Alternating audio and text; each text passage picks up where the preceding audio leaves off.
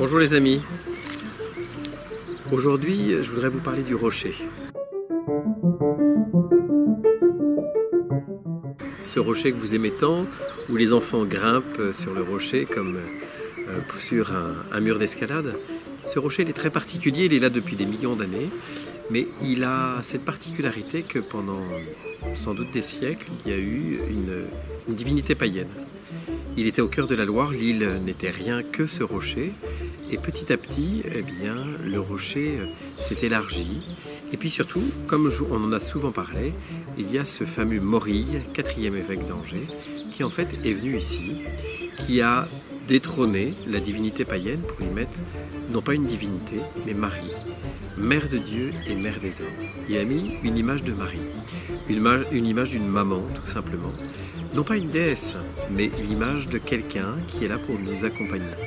Et ce rocher-là, ça nous parle tout simplement de la permanence de ce quelqu'un qui veille sur nous. Quelqu'un sur qui on peut vraiment compter, quelqu'un sur qui on peut s'appuyer, quelqu'un sous lequel je peux me reposer.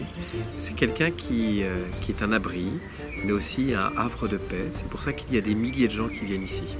Alors le rocher, c'est ce qui constitue, d'une façon toute particulière, eh bien, notre chapelle de Bévar. Ce qui, je dis bien constitue, puisqu'une partie de la chapelle eh bien, est construite, non seulement sur le rocher, mais le rocher est même une partie du mur de la chapelle. Alors, il y a beaucoup d'autres endroits comme Bévar où on a le rocher. Il y a Lourdes, tout le monde connaît, mais bien avant Lourdes, il y a le Mont-Saint-Michel, il y a Rocamadour. Beaucoup d'endroits comme ça où le roc est comme un témoignage de la permanence et la solidité de Dieu. Les révolutions passent, Dieu demeure, et Marie est là. Alors, avançons-nous, vous allez voir, il y a ce rocher à l'extérieur, et petit à petit, ce rocher qui a été conservé comme le rocher des origines, comme une grotte, en quelque sorte comme un ventre même, dans lequel on peut retrouver, eh bien, comme dit Nicodème, une nouvelle vie, une vie pour une nouvelle naissance. Alors, allons justement au creux du rocher.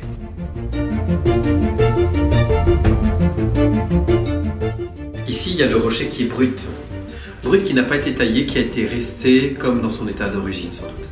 Simplement pour nous dire que Jésus il est la pierre angulaire. La pierre angulaire, mais il va falloir justement, tout simplement, ça c'est pour nous, il va falloir tailler. Et on a voulu conserver l'origine du rocher, simplement pour nous rappeler le rocher des origines.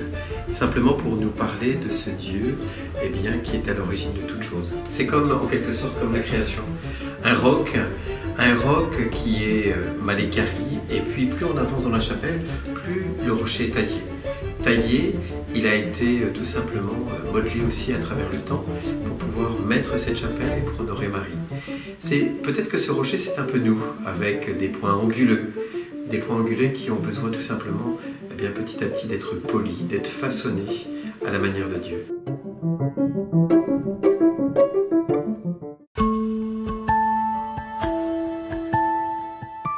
Bonjour à tous. Alors nous sommes maintenant à de nombreux jours de confinement et il reste encore des jours. Et peut-être qu'on est las, peut-être qu'on fait le constat qu'on avait décidé de faire plein de choses et puis finalement on ne fait pas grand-chose.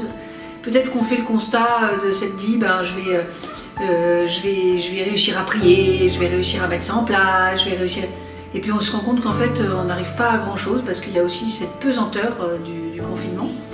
Alors peut-être qu'aujourd'hui on peut s'arrêter et se dire voilà, il y avait toutes mes grandes idées et puis il y a simplement ce que j'ai fait et puis ma vie de tous les jours et puis le temps qui me reste. Alors peut-être qu'on peut voilà, essayer d'avancer de nouveau en se disant que demain est un autre jour et se dire demain voilà, qu'est-ce que j'essaye pendant les 3 prochaines semaines qui me restent, le tout petit pas que j'essaye de tenir, le tout petit pas que j'essaye de tenir et de pardonner bien vite tout ce que j'ai pas réussi à faire et de pardonner aux autres bien vite aussi tout ce qu'ils n'ont pas réussi à faire.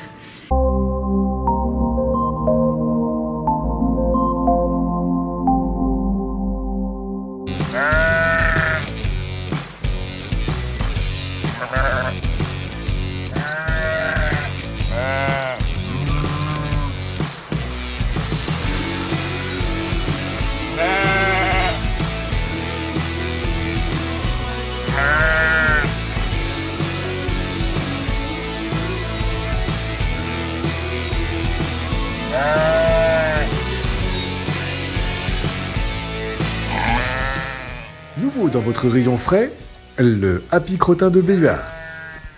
Enfin bon, quand il aura attrapé le mouton.